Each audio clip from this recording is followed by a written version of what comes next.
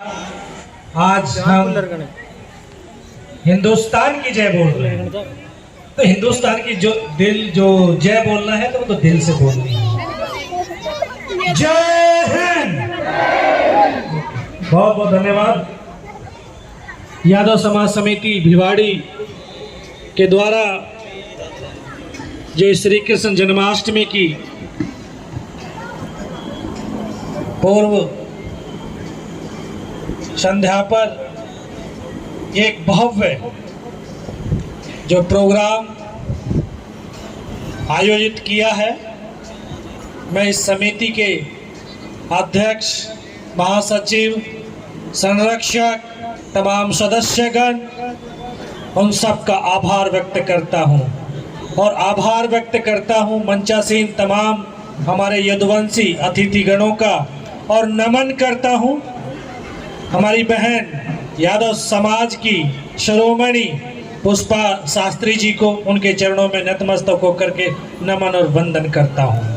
नमन और वंदन करता हूँ समाज के उन बुजुर्गों के चरणों में जिन्होंने इस समाज को एक नई राह और नई दिशा दिखाई।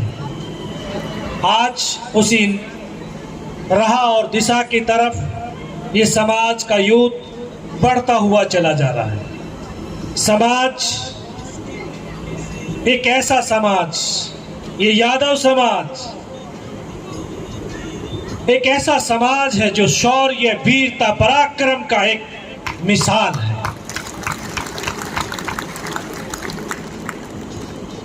बहन जी अभी जब अपने प्रवचनों में बता रही थी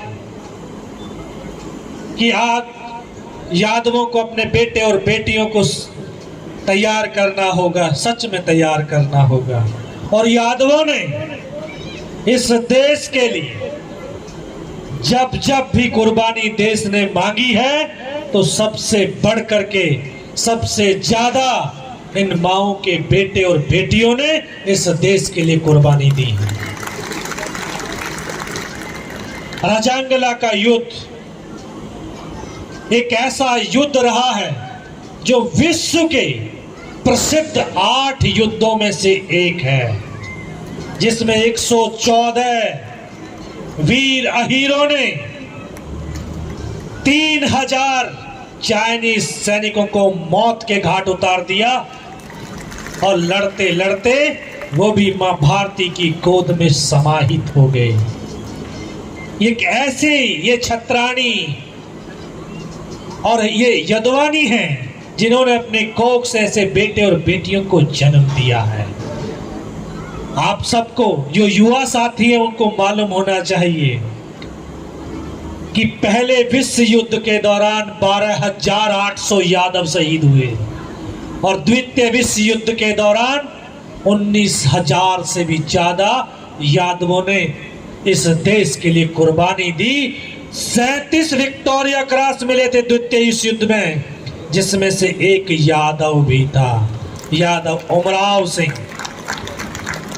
तो ऐसे शौर्य, वीरता और पराक्रम वाला ये हमारा समाज है। हम सबका ये दायित्व है कि अपने इस शौर्य को, इस पराक्रम को बनाए रखें। और ये तब बनता है जब समाज के अंदर अच्छाइयां आए। जिस तरह से भी दीदी ने बताया, दहेज ये हमारे समाज की सबसे बड़ी ये हमारी बुराई है। हम मंचों पर खड़े होकर के, जो हमारे महासभाएं भी हैं, मैं उनके भी अध्यक्षों को नमन करता हूं और उनको भी ये कहना चाहता हूं, क्योंकि मंचों के ऊपर कहते हैं दहेज नहीं लेंगे, लेकिन बाहर जाने के बाद में वो एक की जगह 2 गाड़ियां मांगना शुरू करते हैं। तो ऐसे कैसे काम चले? हम जो वीर होते हैं वो कभी अपने वचनों से फिरते नहीं हैं।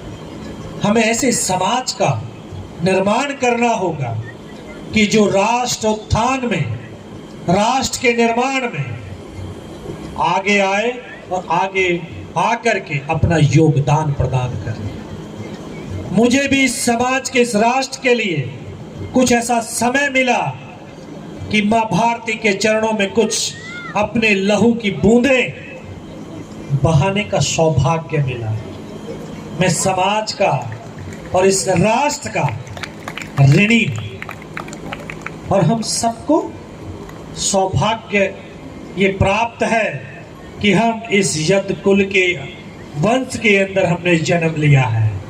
लोग कहते हैं कि श्री कृष्ण यदुवंशी। अरे श्री कृष्ण तो इस यदुवंश के अंदर पैदा हुए थे। ये श्री कृष्ण से भी पहले का ये यादव कुल है। उन्होंने इस कुल में जन्म लेकर के इस कुल को गौरवान्वित महसूस किया है।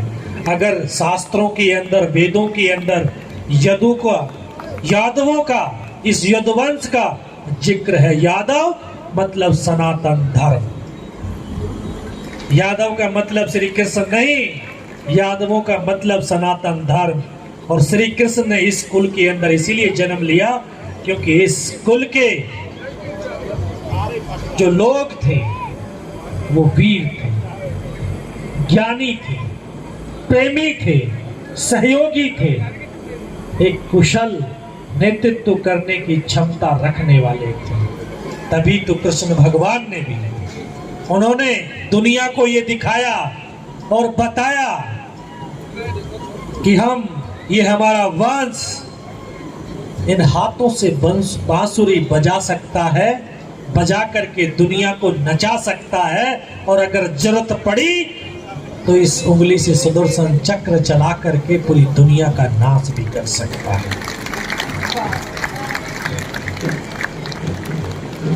तो मुझे भी इस कुल का होने के नाते बड़ा गर्व महसूस होता है और मैं फक्र से कहता हूँ कि मैं यादव हूँ। और हम सबको कहना चाहिए कि जब हम बाहर जाते हैं तो मैं यादव हूँ। कई बार हम अपने इस यादव के नाम को छुपा लेते हैं। वैसे ही बताएंगे योगिंदर सिंह। योगिंदर सिंह कौन? अरे भाई यादव। जिसको अपने कुल के ऊपर गर्व नहीं हुआ वो अपने राष्ट्र के ऊपर क्या गर्व करेगा। हमें अपने कुल के ऊपर गर्व करना चाहिए और अपने कुल का बखान करना चाहिए। अपने कुल की मान को, सम्मान को, प्रतिष्ठा को बढ़ाने का प्रयास करना चाहिए। जब टाइगर हिल के ऊपर युद्ध चल रहा था जिसमें 7 जवान हम ऊपर थे, मैंने उन पलों को जिया है जो आपने फिल्मों के अंदर देखा होगा कि गर्दन कटती है और धड़ चलते हैं। मैंने उन कटे हुए धड़ों को चलते हुए देखा है। मैंने उन पलों को जिया है। इस सैनिकों के अंग कट जाते हैं लेकिन अंग की परवाह नहीं करते, बल्कि दुश्मन के खात्मे के, दुश्मन के प्रहार के ऊपर उनका सिर्फ ध्येय होता है, अपने लक्ष्य के ऊपर ध्येय होता है। और जब तक उनमें सांस होती है तब तक वो लड़ते रहते हैं। मैंने उन पलों को जिया। 17 गोलियां लगने के बावजूद भी लड़ता रहा, क्योंकि ये यादव न झुकते हैं न रुकते हैं और न ये डरते हैं। अगर ये झुकते डरते न होते तो आज अहीर रेजिमेंट भी इस सेना के अंदर होती। क्योंकि हम झुके नहीं, बिके नहीं, रुके नहीं, हमेशा लड़ते रहे। और उस लड़ने के कारण अंग्रेजों ने भी सोच लिया कि ये तो हमारा ही खात्मा कर देंगे। अगर इनको फौज में भर्ती कर लिया तो ये तो हमको ही मार गिराएंगे। यही सोचा था और इसी सोच के कारण उन्होंने सेना के अंदर अहीर रेजिमेंट नहीं बनने दी।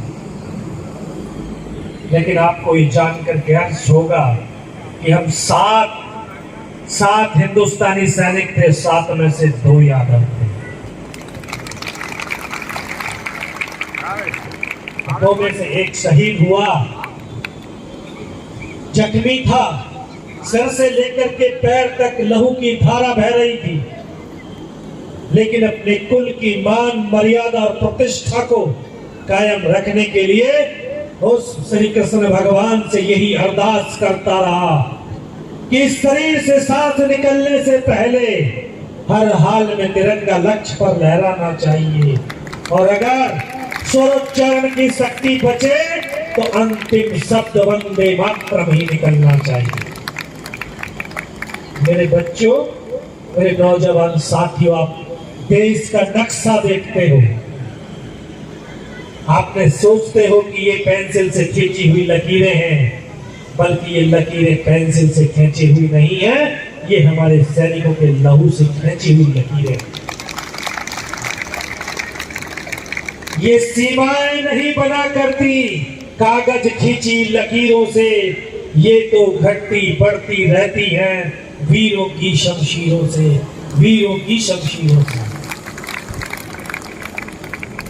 घायल लहूलुहान लेकिन हिम्मत नहीं हारी, धैर्य को नहीं खोया, लड़ता रहा आखिरी पल तक और दुश्मन को उस टाइगर हिल टॉप से भगाने में तभी कामयाब होता है।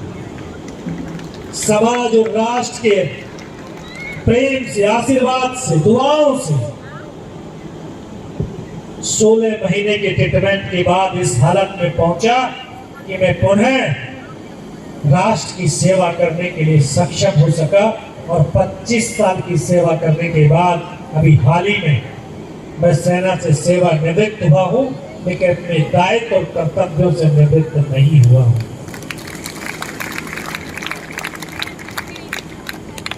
ये युवा इस राष्ट्र की ताकत है, राष्ट्र की शक्ति है, और इस ताकत को, शक्ति को सही दिशा में ले जाने का और लगाने का जो हमारा दायित्व बनता माता पिता का, गुरुजनों का, तो वो अपने दायित्व का निर्वाह करें। और मैं नौजवान साथियों से कहना चाहता हूं कि बहुत जल्द आप अपने अधिकारों की लड़ाई को लड़ना सीखते हैं, चाहे वो घर के अंदर हो, चाहे वो घर के बाहर हो। राष्ट्र से अधिकार मांगते हैं, घर वालों से अधिकार मांगते हैं, लेकिन क्या आप अपने अंदर झांक कर ये देखते हैं कि अधिकारों से ज्यादा आपके कर्तव्य हैं, आप कितने कर्तव्यों का निर्वाह कर रहे हैं। जिस दिन आप अपने राष्ट्र के कर्तव्यों का निर्वाह करना शुरू करेंगे, उसी दिन आपको अधिकार मिलने भी शुरू हो जाए। तो हमें अधिकारों के ऊपर नहीं, बल्कि अपने दायित्व और कर्तव्यों के ऊपर ध्यान देना होगा। इन्हीं शब्दों के साथ मैं पुनः इस यादव समाज समिति भिवाड़ी के तमाम पदाधिकारीगण और इस समाज के आए वरिष्ठ जनों को मैं पुनः नमन करता हूं, वंदन करता हूं, क्योंकि बहुत व्यस्त ये समय चल रहा है। मुझे इलाहाबाद पहुंचना है और इलाहाबाद से बेंगलोर, बेंगलोर से जयपुर, तो थोड़ा सा समय कम दे पाया हूं, लेकिन आप लोगों का आशीर्वाद, प्यार जो मिला है, इसके लिए मैं पुनः आप सबका नमन और वंदन करता हूं। आखिर में यही कहूंगा कि हम सैनिक हैं, आज के सैनिक नहीं हैं, हम अक्षुणी सेना के सैनिक हैं, हम कृष्ण की सेना के सैनिक हैं। और सैनिकों का भाव और भावना कैसी होती है कि ये सांसों के तराने हिंद का नवगान गाएगा, हमारा शौर्य ध्वज लेकर। किसका? यादवों का। हमारा शौर्य ध्वज लेकर वो चंद्रयान गाएगा, हमारे प्राण माता भारती के पक्ष समर्पित हैं। हमारे लहू का हर कतरा हिंदुस्तान गाएगा, हिंदुस्तान गाएगा। जय हिंद, जय भारत, जय यादव, जय माधव। धन्यवाद मुख्य अतिथि जी, आपने अपने उद्बोधन से हमें जागृत किया। और मैं 4 पंक्तियां देना चाहूंगी हमारे मुख्य